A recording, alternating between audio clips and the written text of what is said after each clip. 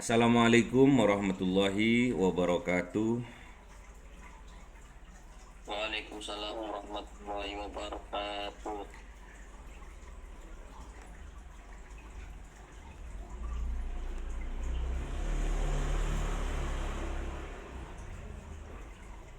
Sebelum kita mulai, kita berdoa terlebih dahulu. Raditu billahi robba wa bil islami dina wa bi muhammadin nabiyya wa rasula rabbi zidni ilma warzuqni fahma amin. Baik, sudah nampak di monitor. Sudah Ustaz? Sudah. Oke. Kita akan memasuki sub bab tentang manajemen perkantoran atau manajemen perusahaan, yang di dalamnya kita akan membahas apa itu pengertian dari manajemen perkantoran, apa fungsi-fungsinya, dan apa tujuan dari manajemen perkantoran. Seperti biasanya, kita akan mendefinisikan apa itu manajemen perkantoran. Manajemen perkantoran di sini adalah upaya pengarahan pada aktivitas atau kegiatan ketatausahaan dari suatu kantor secara menyeluruh agar bisa mencapai tujuan seefisien mungkin, dan harus diadakan penataan agar pekerjaan ini bisa dilakukan dengan baik. Upaya penataan ataupun pengelolaan atas suatu pekerjaan di kantor ini disebut dengan manajemen perkantoran. Jadi misalkan kalian nanti setelah lulus dari S1 STIS Riyadul Jannah ini, nanti bisa bekerja di perusahaan, bisa juga bekerja di perkantoran. Jadi yang penting adalah jiwa-jiwa manajemen, jiwa-jiwa seorang manajer, jiwa-jiwa seorang yang bisa memanage pekerjaan itu sudah kita kuasai betul-betul, ya. Kemudian kegiatan pekerjaan kantor pada umumnya terdiri dari kegiatan-kegiatan seperti fungsi-fungsi manajemen, sering kita sebut dengan POAK, yang mana POAK itu adalah planning, organizing, executing, dan control. Jadi planning itu perencanaan perkantoran, office planning namanya. Terus organizing, perorganisasian perkantoran atau office organizing. Executing juga pengarahan perkantoran atau office executing.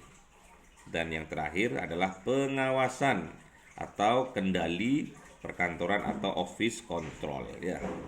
Ini yang dinamakan fungsi manajemen perkantoran.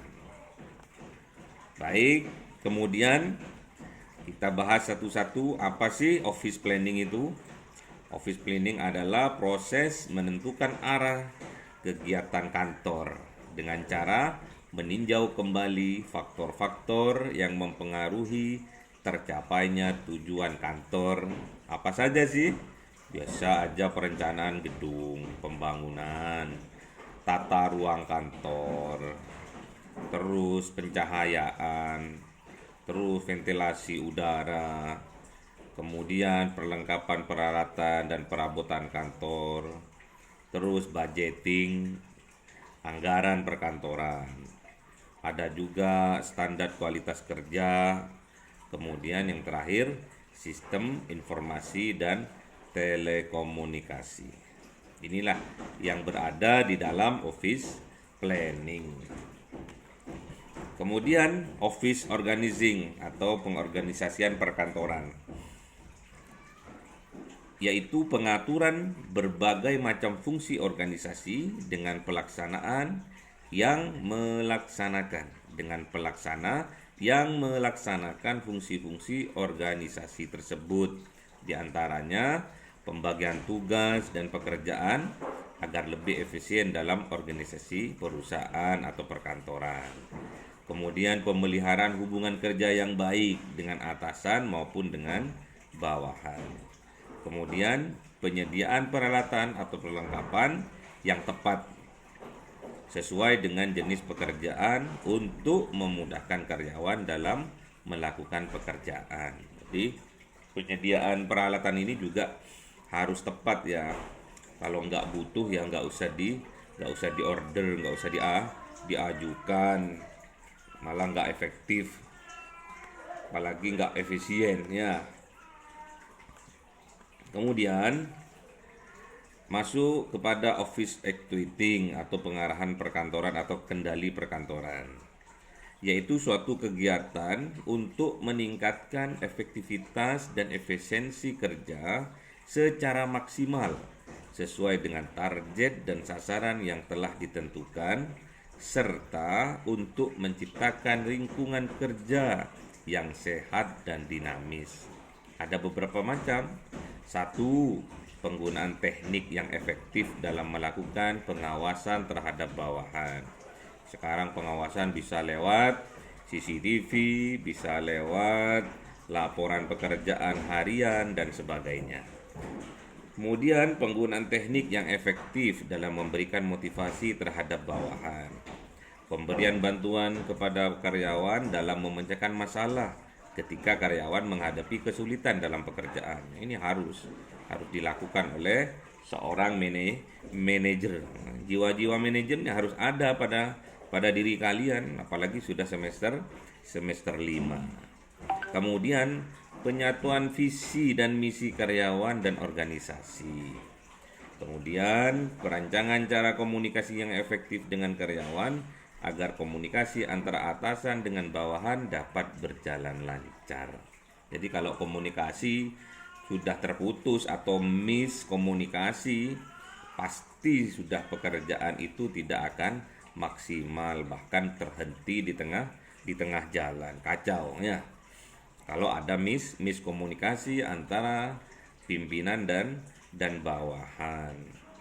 Yang terakhir, penggunaan tolak ukur yang adil dalam memberikan gaji kepada karyawan. Jadi yang memang betul-betul dia bekerja dengan konsep yang posisinya lebih tinggi sesuai dengan pekerjaannya, keseriusannya, kesungguh-sungguhannya terhadap perusahaan atau perkantoran, ya tentunya mereka akan mendapatkan gaji yang sesuai dengan perjuangannya mereka.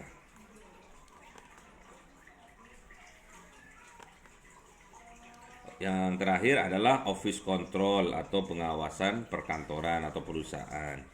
Pengawasan perkantoran ini adalah kegiatan yang mana memastikan bahwa sasaran dan hal yang telah direncanakan sebelumnya berjalan sesuai dengan harapan atau target atau tujuan perusahaan atau kantor. Di antaranya adalah penggunaan peralatan dan perabotan kantor, metode-metode dan standarisasi pekerjaan kantor, kualitas pekerjaan kantor, pelayanan kantor, waktu kerja dan operasional kantor, dan biaya perkantoran. Semua sudah lengkap di sini. Kemudian tips untuk memaksimalkan manajemen kantor Anda. Inilah tip-tipnya ya, langkah-langkahnya ya.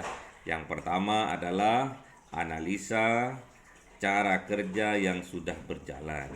Jadi sebelum Anda mulai membaca tip ini, pastikan Anda sudah memiliki sistem kerja atau cara kerja sendiri, termasuk kalian dalam menuntut ilmu dalam perkuliahan online ini. Jadi harus punya tipnya, harus punya sistem, harus punya strategi agar tidak ketinggalan mata kuliah yang sedang berlangsung. Hal itu bukanlah masalah. Oleh karena itu, cobalah untuk menganalisa cara kerja yang saat ini sudah Anda terapkan, apakah sudah cukup efektif atau masih belum. Jadi kalau kita berbicara tentang manajemen pendidikan yang ada pada STIS yang dilaksanakan sebagian secara online, inilah yang harus kita teliti. kita analisa apakah sudah tepat nih penyampaian dosen, apa sudah tepat nih waktu yang ditentukan dosen, hari yang ditentukan dosen, apakah sudah tepat, apakah sesuai dengan kesibukan mahasiswa yang rata-rata bergerak di lembaga pendidikan dan juga bekerja di luaran. Jadi harus yang sudah berjalan ini yang bisa kita analisa ya. Apakah sudah cukup nih? Menurut saya seperti yang kita musyawarahkan tadi dengan Mas Farid misalnya, bagaimana pembelajaran ini lebih efektif dan efisien? Dengan cara pembelajaran tuton, misalkan tutorial online, seperti dosen membuat video kemudian menerangkan mata pelajaran melalui video, diterangkan, kemudian disertai dengan pembagian modul kepada mahasiswa sebelum pembelajaran dimulai. Nanti misalkan ada yang kurang paham, video yang sudah diupload di channel bisa diulang-ulang kembali. Misalkan masih ada yang masih belum dipahami, bisa melewati Google Classroom untuk kita berdiskusi. Mungkin itu ya salah satu cara menganalisis kita kepada teknik pembelajaran secara online yang dilakukan oleh STIS Riyadul Jannah.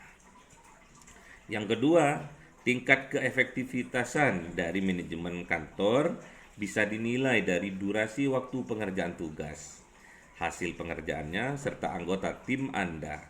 Jika ada satu tugas yang bisa diselesaikan dalam 2 hingga 3 hari, pada kenyataannya diperlukan waktu 2 minggu untuk selesai, maka Anda harus mengevaluasi lagi cara kerja Anda. Ini contoh. Misalkan saya nih sebagai dosen manajemen bisnis memberi tugas kepada Anda, diberi waktu sampai hari Jumat malam jam 9. Jadi ada waktu sekitar 6 hari atau 7 hari misalkan. Kita harus yang sudah terjadi, yang sudah berlalu itu bisa kita evaluasi, apa efektif enggak nih. Ternyata ada yang tidak mengumpulkan, padahal tugas materi sudah di-upload di Google Classroom misalkan, seperti itu. Jadi kita ini harus bisa memanage. Inilah tugas kita sebagai mahasiswa yang kita sekarang lagi belajar bagaimana tips untuk memaksimalkan manajemen kantor kita. Caranya seperti itu. Jadi yang bisa dievaluasi adalah pekerjaan yang sudah berlalu, sistem yang sudah berlalu atau sedang berlangsung, apakah sudah efektif atau tidak ya. Kita harus bisa mengevaluasi diri. Baik, paham ya? Sampai sini paham ya? Ini enak ini. Manajemen perkantoran tuh enak ya, mudah, enak, dan cepat untuk paham karena memang sedang kita lakukan. Kita ini sekarang berada di manajemen pendidikan ya, manajemen online, bagaimana cara seorang dosen mendidik atau menyampaikan materi perkuliahannya lewat Google Meet. Terus yang kedua, terapkan pola kepemimpinan yang sesuai. Cara memimpin seseorang sudah pasti berkaitan dengan sistem manajemen yang sudah ia terapkan pada kantornya atau pada perusahaannya atau budaya di tempat kerjanya. Oleh sebab itu, cobalah evaluasi kembali cara terbaik dalam menerapkan manajemen. Karena bisa jadi cara yang digunakan berbeda-beda. Namun yang pasti Anda harus terus menjalankan komunikasi, termasuk dalam hal mendelegasikan tugas pada rekan. Ini yang saya tetapkan seperti itu, yang saya terapkan kepada mahasiswa seperti itu. Tetap mengadakan Google Meeting, sebisa mungkin mengupload video di YouTube, kemudian tetap kita memberi tugas, kemudian kita evaluasi. Apakah tugas yang disampaikan, materi yang disampaikan, materi yang diupload di GCR, apakah dibaca, dilihat atau disetel atau diputar oleh mahasiswa. Inilah yang perlu kita tanyakan, karena untuk mengevaluasi itu kegiatan yang sudah berlalu atau sedang berlangsung. Jadi tadi sudah sedikit banyak saya dengan mahasiswa bermusyawarah tentang sistem manajemen dalam perkuliahan di STIS Riyadul Jannah Mojokerto ya. Kemudian Anda harus bisa menyampaikan dengan tepat apa yang sebenarnya sudah Anda harapkan pada anggota tim. Jadi tujuan, harapan yang tadi di awal kita sampaikan, misalkan ini manajemen perkantoran untuk memudahkan kita memanage kantor kita, misalkan sesuai dengan fungsi-fungsi manajemen yang ada, mulai dari perencanaan, pengorganisasian, kemudian pengarahan dan kontrol. Oke. Selain itu, Anda juga harus menggerakkan visi misi perusahaan secara jelas, karena hal ini akan berkaitan dengan tim yang Anda pimpin. Jika ada salah satu anggota yang memiliki tingkat pemahaman yang sama, maka hal itu harus digerakkan menjadi lebih mudah dan terarah. Jadi misalkan juga kita itu sebagai dosen harus mengerti apa sih background pekerjaan, kesibukan dari mahasiswa yang berada di STIS Riyadul Jannah misalkan.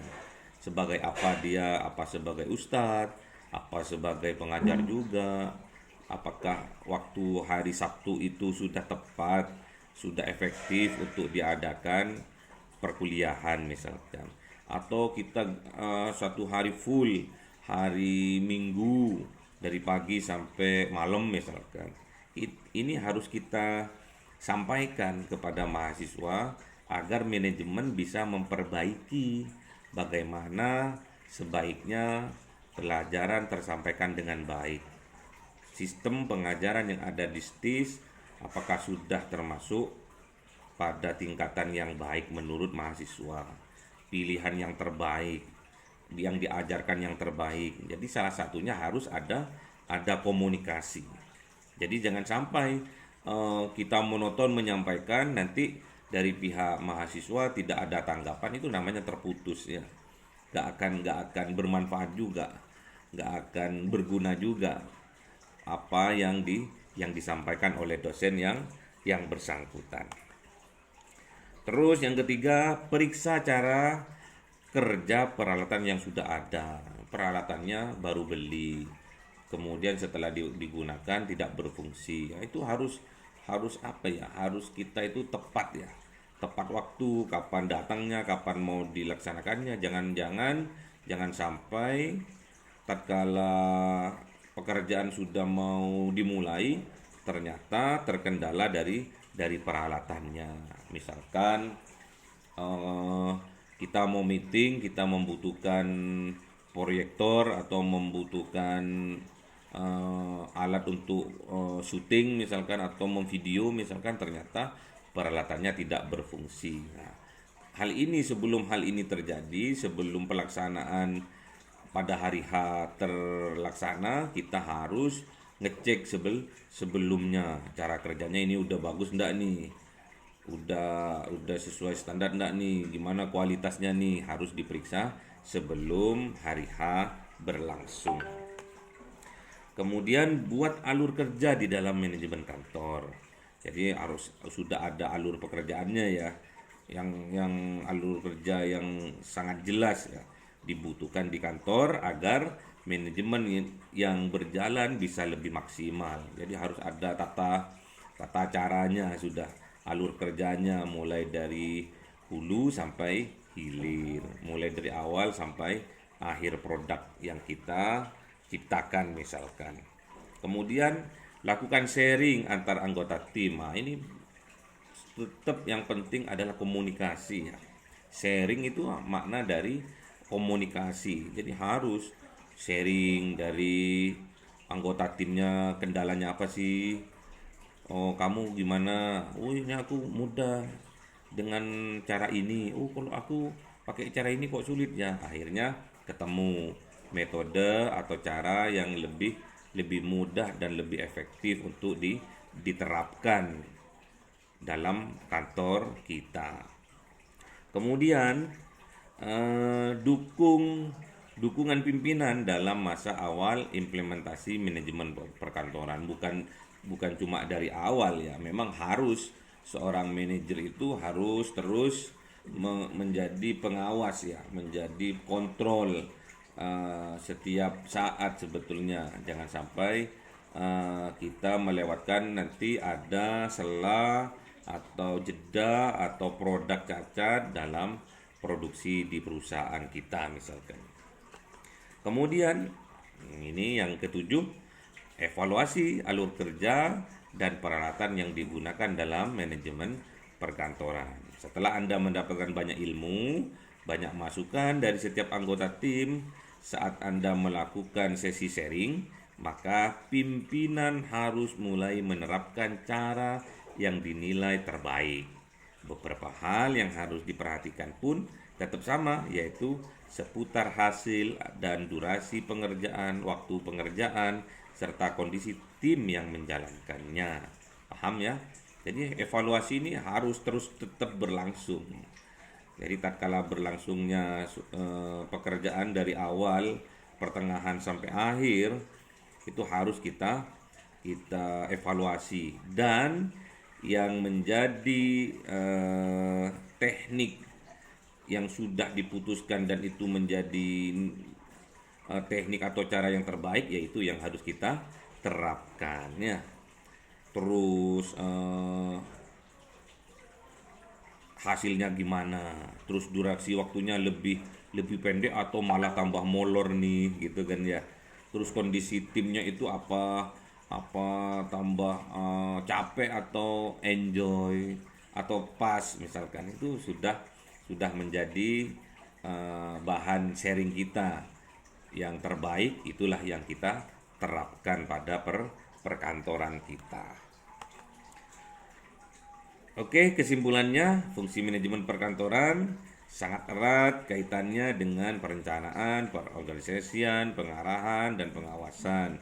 Ruang lingkup manajemen perkantoran mencakup seluruh aktivitas kantor dan sarana serta prasarana kantor. Tips terbaik untuk memaksimalkan manajemen kantor yang bisa Anda lakukan adalah: 1. Menganalisis sistem kerja yang sudah berjalan. 2. Menerapkan pola kepemimpinan yang sesuai. 3. Memeriksa cara kerja peralatan yang sudah ada. Yang keempat, membuat alur kerja. Yang kelima, melakukan sharing antar anggota tim. Yang keenam, mendukung pimpinan dalam masa awal implementasi. Yang ketujuh, mengevaluasi alur kerja. Yang kedelapan, peralatan yang digunakan dalam manajemen. Oke. Kok 7 ya? Serta mengevaluasi alur kerja dan peralatan yang digunakan dalam manajemen atau perkantoran. Sudah ada bayangan ya, sudah ada gambaran ya bagaimana manajemen perkantoran yang diterapkan di sebuah perkantoran. Ada pertanyaan? Mas Fatur Rahman, Mas Farid, Mas Muslihuddin. Ya, Ustaz. Oke. Nanti Ustaz, kalau yang tugas yang buat video Ustaz, ini mungkin agak memakan waktu yang lama Ustaz. Karena kita kan perlu ngedit, perlu membuat channel lagi di YouTube Ustaz. gak usah bingung-bingung. Video gak usah diedit-edit, upload aja ya. Gak usah diedit-edit, ngapain diedit-edit? Video Maksudnya apa Ustaz? Ada yang misalnya ada materi yang ini kan, mungkin ada yang setengah nanti ini kan ada yang lupa, jadi kan lebih bagus kan edit gitu Ustaz biar nyaman Ustaz yang ini ditulis dengan baik, terus diletakkan kertas di samping HP-nya, baca aja nggak apa-apa. Nanti akan oh nanti akan apa ya? Akan paham dengan sendirinya. Terus nanti akan ada chemistry ya bagaimana tatkala kita menyampaikan. Lah, tatkala kita berproses itulah biasanya yang sudah Ustadz alami itu petunjuk Allah untuk mencerdaskan kita, yaitu di tatkala kita berproses ya. Hasil itu belakang ya. Yang penting tatkala kita berproses, bergerak, melakukan, itulah yang ada chemistry, ada rahasia-rahasia Tuhan yang pada saat kita melakukan itu kita dipahamkan oleh Allah itu. Gitu ya. Cobalah nggak oke apa-apa. siap Ustaz. Kenapa? Karena jenengan kalian sudah semester 5 ya. Sedangkan saya belum belum bisa meraba kualitas Anda sebagai calon seorang manajer atau calon seorang pengusaha masa depan yang sukses. Kalau saya belum bisa meraba karena saya dosennya ya. Saya gurunya yang tahu kualitas murid-murid, yang tahu kualitas mahasiswa-mahasiswa saya gitu kan. Jadi saya itu sangat sangat gimana ya, sangat tidak mau kalau apa yang terjadi dalam penyampaian pembelajaran dalam kuliah online ini kemudian ada mahasiswa terus tidak paham belas tidak paham sama sekali apa ini yang diterangkan nih gitu kan. Nah, itu saya sangat sedih itu ya. Sangat sedih sekali saya itu. Jadi ingin saya nanti ini videonya tetap saya upload walaupun tidak sesuai dengan yang saya rencanakan dari awal untuk semester depan ya. Tapi inilah yang terbaik buat buat kita. Selangkah lebih maju, ada perubahan, ada perbaikan, itu yang saya harapkan sehingga mahasiswa dapat cepat memahami, efektif, efisien sehingga pembelajaran yang disampaikan, mata kuliah disampaikan itu mudah dipahami oleh mahasiswa. Tugas, ini ada tugas terus. Pokoknya sampean tak kasih tugas terus. Biar saya bisa mengevaluasi. Tugasnya Anda adalah pimpinan di sebuah perusahaan atau perkantoran. Langkah-langkah apa yang Anda lakukan untuk memaksimalkan manajemen kantor Anda? Jawab dengan video yang diupload di YouTube, kemudian dikumpulkan channelnya. Nanti Ustadz akan melihat video Anda. Oh, seperti ini. Kelihatan ya dari mimik muka. Nggak apa-apa Anda itu membaca. Nanti apal nanti Anda itu. Membaca apal. Nggak usah takut, nggak usah takut salah. Nah, memang kita berproses. Harus salah. Kalau nggak salah kalian jadi dosen ya. Dosen aja salah kok ya. Apalagi mahasiswanya. Jadi kita ini sharing ya, sharing pengalaman apa yang Bapak lakukan itulah yang akan Bapak sampaikan dengan desain yang lebih bonafit ya, lebih efektif dan efisien sehingga kalian itu mudah untuk menangkap pelajaran yang disampaikan gitu ya. Pokoknya saya itu maunya video terus, video. Karena apa? Kalau tulisan itu anak SMP, anak SD, anak SMA sudah pakar ya kalau sudah nulis-nulis. Apalagi sekarang dunia IT ya, internet ya, tinggal kita upload, kita download itu sudah selesai tugas kita. Namun sekarang Bapak ingin melihat kualitas yang Anda miliki tatkala Anda menyampaikan pembelajaran lewat video. Nanti akan Bapak komentari, "Oh, Mas, ini jenengan ternyata kelemahannya di sini. Oh, ternyata jenengan itu bagusnya di sini. Oh, jenengan itu harus ini dicampur dimixkan. Oh, ternyata nanti ada masukan yang itu semua akan membuat kualitas diri Anda lebih bermutu." Paham ya? Jadi bapak nggak mau punya mahasiswa nanti. Oh, siapa yang ngajar? Pak Budiono. Orang mana? Orang Malang. Apalagi ntar profesor, nanti lah malu bapaknya. Oke, ada pertanyaan? Jadi ada 7 tadi ya evaluasi, itu mudah sudah Bapak upload di GCR, tinggal Anda baca berulang-ulang, tinggal video ini Anda setel berulang-ulang, selesai sudah. Ya. Ada pertanyaan? Kalau tidak ada, Bapak Ustadz akan tutup. Sebelum ditutup ada pertanyaan? Silakan. Sudah paham ya? Oke. Kalau sudah paham, buka mikrofonnya, kita berdoa kafaratul majelis, semoga ilmu yang kita dapatkan hari ini dijadikan oleh Allah, ditakdirkan oleh Allah menjadi ilmu yang bermanfaat, menjadi wasilah kesuksesan kita di masa yang akan datang. Mari kita berdoa bersama-sama. Subhanakallahumma wa bihamdika asyhadu an la ilaha illa anta astaghfiruka wa atubu ilaik. Jumpa Sabtu depan. Assalamualaikum warahmatullahi wabarakatuh. Waalaikumsalam warahmatullahi wabarakatuh.